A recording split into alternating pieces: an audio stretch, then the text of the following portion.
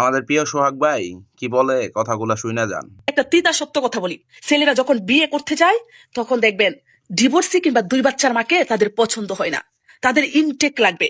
আর যখন পরকিয়া করতে যায় তখন ডিভোর্সি কেন 2 বাচ্চার মাকেও তাদের কাছে নায়িকা নায়িকা মনে হয়, তখন আর ইনটেক লাগে না। জি ম্যাডাম, আপনি ঠিকই বলেছেন। কোনো অবিবাহিত ছেলে বিয়ের আগে কোনো বিবাহিত মেয়েকে বিয়ে করতে চায় না, ইনটেক খোঁজে, ইনটেক। তবে আপনি হলে করতেন। আপনার বিয়ের আগে যদি 2টা সন্তানের বাবার সাথে বিয়ে দেওয়ার কথা হইতো, বা বউ চলে গেছে, বউ মরে গেছে, এরকম ছেলের সাথে আপনাকে বিয়ে করানো হইতো, তাহলে মনে হয় আপনি করতেন, তাই না?